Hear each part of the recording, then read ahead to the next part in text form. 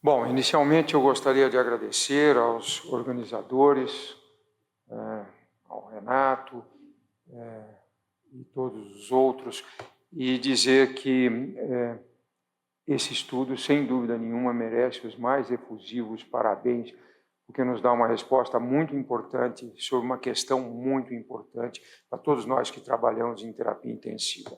De tal maneira que eu queria parabenizar ao Renato, ao Pedro e todos os investigadores envolvidos no MINT por ter desenvolvido esse estudo.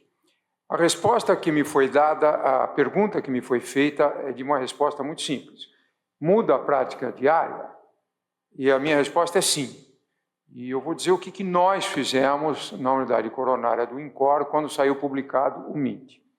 Nós nos reunimos, inclusive com o pessoal da hematologia, todos nós, discutimos isso durante um bom tempo, e a nossa rotina que estava escrita, aliás ainda está, nós estamos agora atualizando as nossas rotinas internas, é de que abaixo de 7 sempre, acima de 10 nunca, e entre 7 e 10 a gente avaliava caso a caso.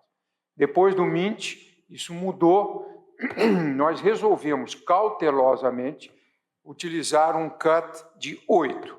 Abaixo de 8, sempre, acima de 10, nunca, perdão, acima de 10, nunca, abaixo de 8, sempre, e entre 8 e 10, a gente discute caso a caso. Mas eu queria aproveitar meus minutos e dizer duas coisas. Primeiro, que a gente fala muito de evidência, e o Pedro mostrou aí aquelas cartas, coisa de matemática e coisa e tal, e as pessoas se esquecem de fisiopatologia, frequentemente. E eu queria lembrar que o sujeito que tem um infarto é totalmente diferente do sujeito que sangra porque teve um desastre de automóvel. Porque o sujeito que tem um desastre de automóvel e tem coronária normal, ter mais ou menos sangue no miocárdio não vai, oxigênio no miocárdio não vai fazer diferença. Mas faz toda a diferença para o sujeito que tem um infarto e que não tem oxigênio. E esse sujeito que tem um infarto, que não tem oxigênio, ele precisa de todo o oxigênio possível. E o oxigênio é transportado pelas hemácias. Quanto mais hemácia, mais oxigênio. Então, eu queria lembrar isso para vocês, que tem tudo a ver com os resultados que foram mostrados. E aí o Pedro nos mostrou agora umas análises de subgrupos, e uma delas é a história de infarto tipo 2 ou infarto tipo 1. Eu pensei que ele fosse mostrar, mas isso foi apresentado em grandes detalhes no Congresso do American College. Eu tinha aqui, eu ia ler, mas vou permitir falar de cabeça. Mais ou menos a metade do MINT tinha infarto tipo 1 e a outra metade tinha infarto tipo 2. E quando você analisa infarto tipo 1 e infarto tipo 2, claramente existe benefício no infarto tipo 1, quando você faz a transfusão. Daí tem essa história, e não existe no tipo 2, hein? Importante. Aí tem essa história de que a π de interação não atingiu significância. 0,1. Quase chegou lá. Tem muita gente que acha que para a π de interação, 0,1 seria suficiente, não precisa de 0,05. É bom lembrar isso. Mas não atingiu significância. E daí? O que significa isso? Tudo isso é análise secundária. Tudo isso é hypothesis generating. Mas eu acho que a gente tem que ler o artigo com olhos de ver. E eu vou terminar dando um exemplo de como isso é importante. No Plato, Kidney Failure, essa é uma publicação de um subgrupo específico do Plato, o indivíduo que tinha um clearance abaixo de 60, na realidade filtração abaixo de 60, quando comparado prasugrel, ticagrelor com clopidogrel, esse indivíduo teve um benefício muito maior do que aqueles que tinham acima de 60 de clearance. E aí não atingiu a P de interação. Deu exatamente isso, 0,1. Mas alguma coisa estava lá. E nós fizemos a tese do André, que ele defendeu a semana passada, em que nós analisamos exatamente isso. Ticagrelor versus clopidogrel no paciente com disfunção renal e no paciente sem disfunção renal. E olhem que interessante, ficou sensacional, isso ainda não está publicado, obviamente, mas nos pacientes que tinham disfunção renal, A resposta antiplaquetária do ticagrelor mostrava que não tinha nenhuma influência, mas o clopidogrel, que nos pacientes sem disfunção renal tinham uma má resposta de 20%, nos pacientes com disfunção renal tinham uma má resposta de 40%. Conclusão de que a disfunção renal influencia sim a resposta antiplaquetária do clopidogrel, mas não influencia a resposta antiplaquetária do ticagrelor. E isso mostra ou explica fisiopatologicamente por que nos pacientes com disfunção renal o ticagrelor é muito melhor do que o coisa, mesmo que a P de interação não coisa. Bom, a conclusão da ópera é que eu acho que tem alguma coisa aí independente da P de interação e a minha tendência é ser cada vez mais liberal nesses pacientes, levando em consideração fisiopatologia, levando em consideração o que você mostrou, principalmente nos pacientes com tipo 1. Obrigado, desculpe se eu atrasei. Professor Nicolau, pode vir aqui. Bom, muito bom. Eu vou fazer alguns comentários por ter, obviamente, liderado esse estudo junto com o Jeff Carson, nos Estados Unidos, que eu acho que é muito importante a gente manter sempre em mente, que é a significância estatística versus a significância clínica. Esse é um binômio que a gente vive todos os dias na pesquisa clínica e na medicina, porque a gente tenta usar estatística e matemática para provar e ter maior grau de certeza, mas a medicina não é uma ciência exata.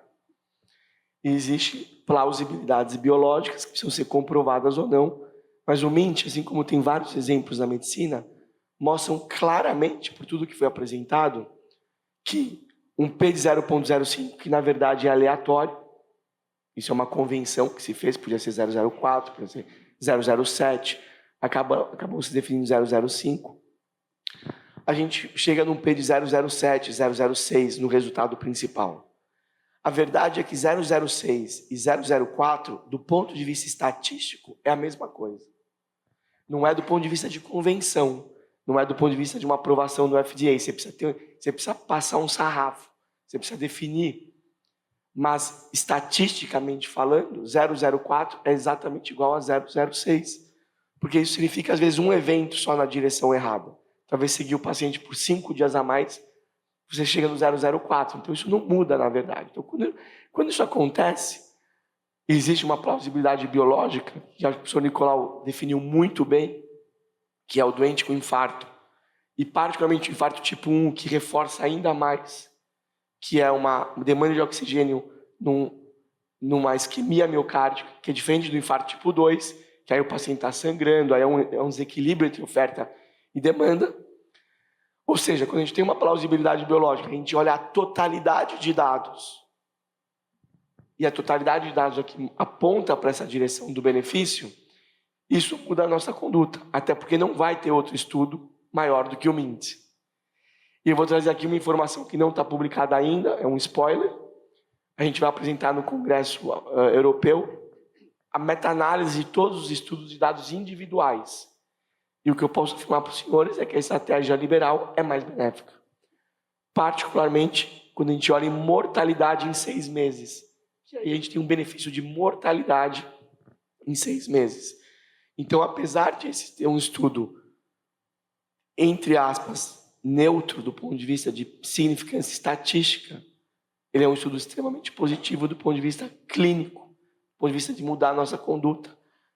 Então, se algum dia eu infartar, Pedro, você vier me tratar, mantenha a minha hemoglobina em 10, por favor, se eu chegar com anemia. Nicolau, quer fazer algum outro comentário?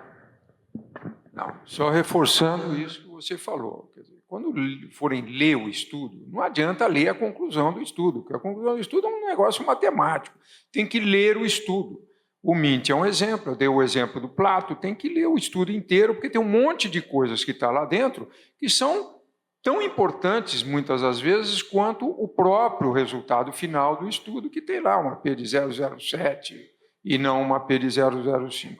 Eu continuo achando, e agora essa meta-análise, vai reforçar mais ainda de que nós temos que ser mais liberais no infarto, e depois dessa subanálise, tá bom que é uma subanálise, eu acrescentaria infarto tipo 2. Porque o infarto tipo 1, o infarto tipo 2 não é só o sujeito que sangra, o infarto tipo 2 é o sujeito que eventualmente tem anemia, mas tem uma taquicardia, você controla a taquicardia dele, está resolvido o problema.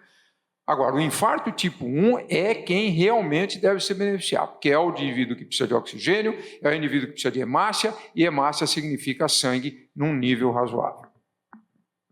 Perfeito. E só para ilustrar como é difícil essas conclusões, a conclusão do paper do New England demorou dias para a gente conseguir entrar em acordo com os editores, a ponto que a gente teve que marcar conference calls no sábado e no domingo antes do congresso, para, numa reunião muito quente, calorosa, debatendo quais seriam as palavras utilizadas na conclusão, que pudesse refletir a estatística, que pudesse refletir a metodologia, mas que não desperdiçasse, que não jogasse fora a interpretação clínica. Então vejam que foi tão difícil que a gente não foi só via e-mail, tiveram que ter calls aos sábados e domingos antes do congresso, para poder chegar na conclusão que os senhores leem hoje no paper.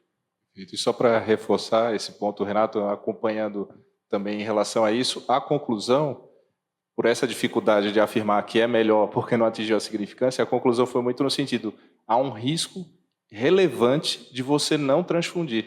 E por isso essa carta ao editor foi tão feliz, porque ela mostrou a probabilidade do seu risco se você não transfundir o paciente. Teve que mudar esse mindset para poder chegar a uma conclusão que é a mesma, mas com a semântica diferente. Perfeito, obrigado, pessoal. Então vamos para a próxima.